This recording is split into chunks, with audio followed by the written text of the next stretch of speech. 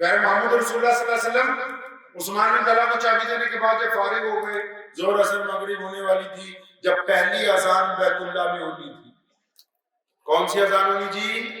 پہلی اذان جب بیت اللہ میں ہونی ہے تو نبی علیہ الصلوۃ والسلام نے جب ارادہ کیا اذان کے حکم کا، تو جو ان کے قریب صحابی کھڑے تھے، نبی علیہ السلام نے جب پوچھا نا وہ بلال کہاں ہیں، تو جو قریب میں صحابی کھڑے تھے نا، انہوں نے کان میں مشورتاً کہا یا رسول اللہ صلی اللہ علیہ وسلم آج مکہ المکرمہ فتح ہو گیا، یہ ام القرہ ہے،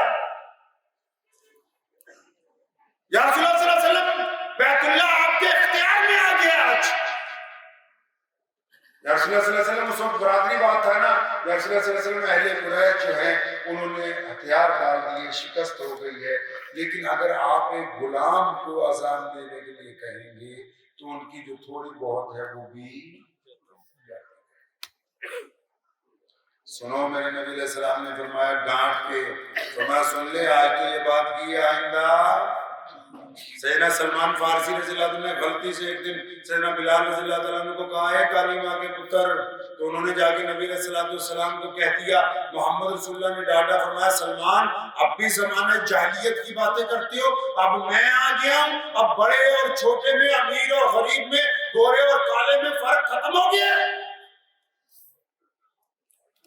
سلمان فارسی رضی اللہ عنہ کو اتنا غم ہوا، باہر نکلے گلی میں، بلال رضی اللہ عنہ آ رہے تھے، دیکھ کے زمین پر لیٹ گئے، ریت کے اوپر اپنی گال رکھی اور میں بلال میرے چہرے پہ پیر رکھ کے نکل تاکہ مجھے اپنی اس غلطی کا اعادہ کرنے کا موقع ملے. سیدنا بلال رضی اللہ عنہ آگے بڑھے اور سیدنا سلمان فارسی کو کندھوں سے پکڑ کے اٹھایا اور ان کی آنکھوں میں آنسو ہیں دونوں کی. فرمایا نہیں، ہم تو بھائی بھائی ہیں، یہ محمد رسول اللہ نے سکھایا ہی نہیں ہے کہ اگر کوئی ایک بھائی معافی مانگنے پہ آ جائے تو دوسرا پھر بھی بدلہ لینے کو کام آتا ہے.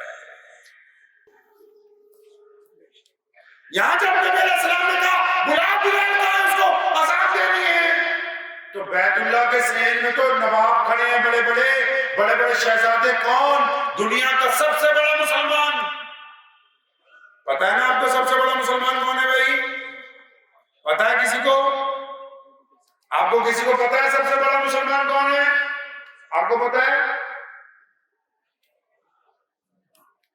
پچھلی بار بھی کہہ کے گیا تھا مولویوں کو تنخواہ بڑھا دو، انہوں نے بڑھائی نہیں. پتہ نہیں کیوں نہیں تم لوگ یہ بات نہیں، مذاق سمجھو اسے. سب سے بڑا مسلمان کون ہے؟ سیدنا ابو بکر صدیق رضی اللہ تعالیٰ عنہ، محمد رسول اللہ صلی اللہ علیہ وسلم کے بچپن کے دوست، رسول اللہ کے لڑکپن کے دوست، رسول اللہ کے محلے کے پڑوسی، رسول اللہ کے جوانی کے دوست، اور رسول اللہ کے ایمان لانے والوں میں پہلے دوست، اور رسول اللہ صلی اللہ علیہ وسلم کے ہجرت کے دوست، رسول اللہ کے غار کے دوست، بدر کے دوست، احد کے دوست، حنین کے دوست، خندق کے دوست، یرموک کے دوست، وہ دوست ہیں جو آج محمد رسول اللہ کے روزے میں اندر آرام ہے. اور صرف اسی لیے سب سے بڑے مسلمان نہیں بنے، نبی علیہ السلام نے اپنی زندگی میں، نبی علیہ السلام نے کس کی زندگی میں؟ اپنی زندگی میں، اپنی موجودگی میں 1,24,000 صحابہ میں سے اگر کسی کو مصلی امامت پر کھڑا کیا تو وہ ابو بکر ہے. اب خانہ کعبہ کے صحن میں تو بڑے لوگ ہیں، ابو بکر صدیق رضی اللہ تعالیٰ عنہ کھڑے، اور سیدنا عمر بن خطاب. کون عمر بن خطاب؟ جس کے بارے میں لکھا ہے 1,24,000 صحابہ نبی علیہ السلام کے مرید ہیں. 1,24,000 صحابہ کس کے مرید ہیں جی؟ رسول اللہ کے مرید ہیں صلی اللہ علیہ وسلم کے. اکیلے عمر فاروق رسول اللہ صلی اللہ علیہ وسلم کی مراد ہے. اللہ سے مانگ کے لیے یا اللہ یہ عمر مسلمان ہو جائے یا عمر مسلمان ہو جائے. اللہ نے عمر بن خطاب کو پسند کیا کہ محمد رسول اللہ کو کہ ہم آپ کو عمر بن خطاب دے رہے ہیں. وہ بھی بیت اللہ کے صحن میں کھڑے. سیدنا عثمان ذی النورین کون ہے؟ نبی علیہ السلام کے دوہرے داماد ہیں، عشرہ مبشرہ میں ہیں. سیدنا مولا علی کرم اللہ وجہ جن کو شیر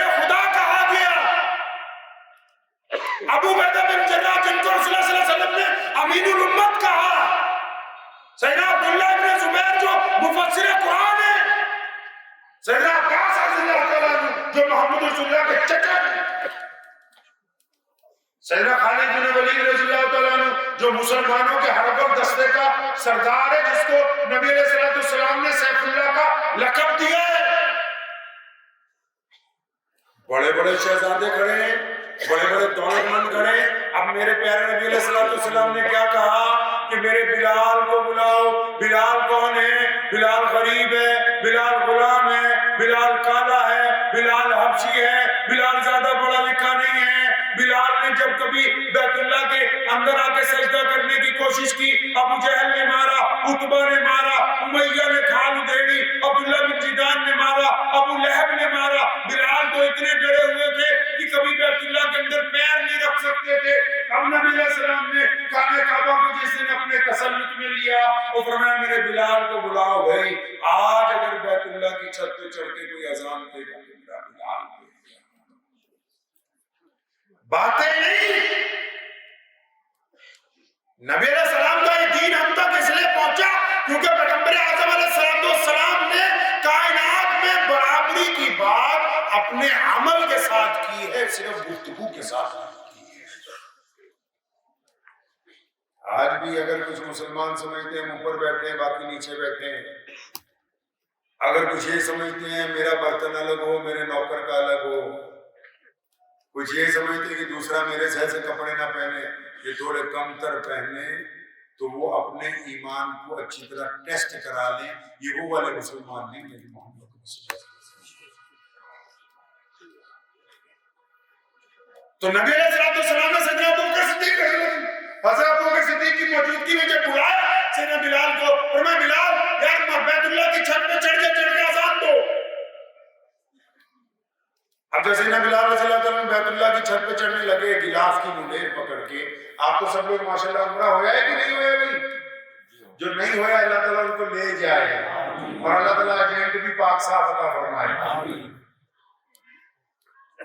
تو بیت اللہ جو ہے جو کالے رنگ کا کمرہ ہے جس پہ غلاف چڑھا ہوا ہے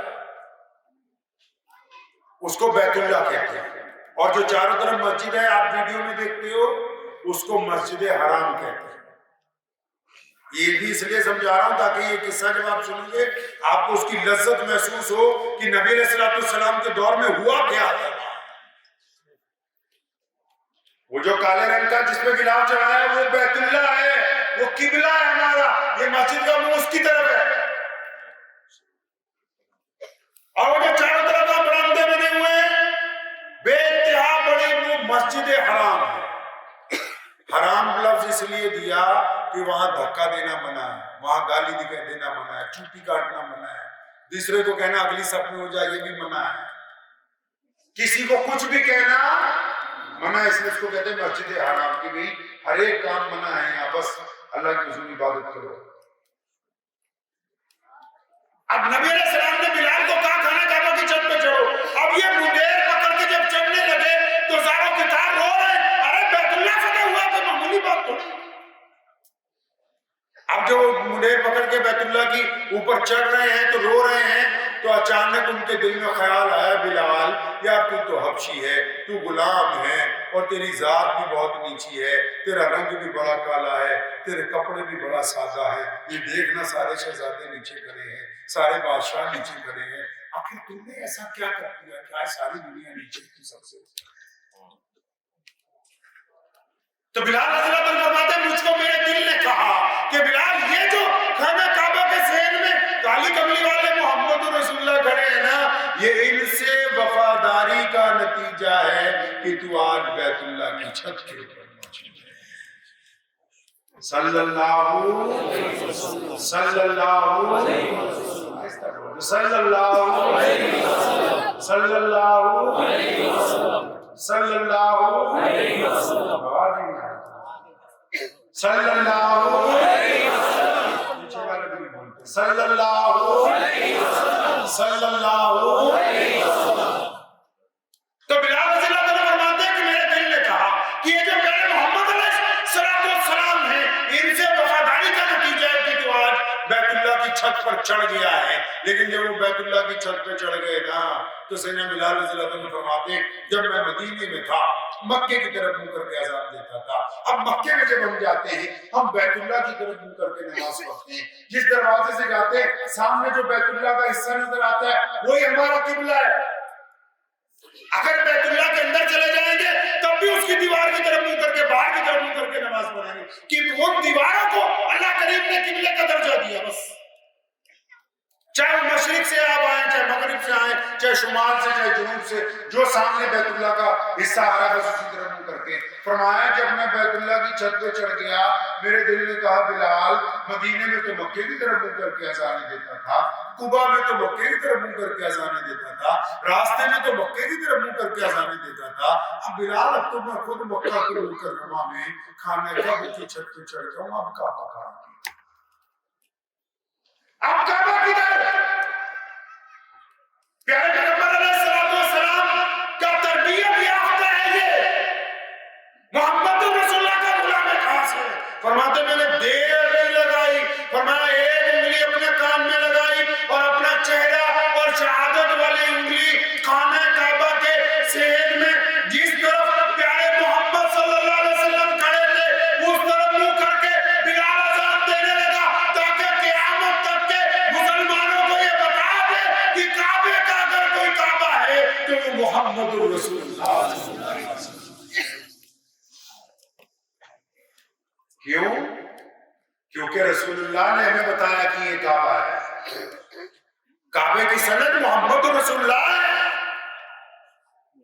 قرآن کی سند محمد رسول اللہ ہے, مسجد کی سند محمد رسول اللہ ہے. اور پھر سنو کیا کمال کی بات ہوئی, میرے رب کریم نے اپنا رنگ دکھایا.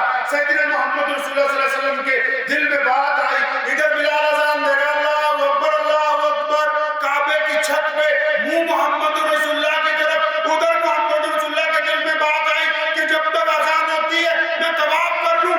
اب رسول اللہ طواف کرنے کے لیے چل پڑے.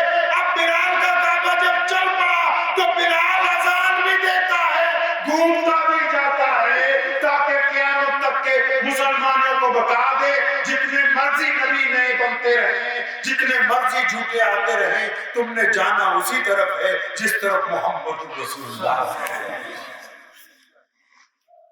جانا ادھر ہی ہے جس طرف محمد علیہ السلام, کرنا وہی ہے جو نبی علیہ السلام. اذان ہو گئی, نماز ہو گئی, قیدی لائے گئے, نبی علیہ السلام نے معافی نامے جاری کر دیے. سنو جب شام ہو گئی تو اس وقت مکے کے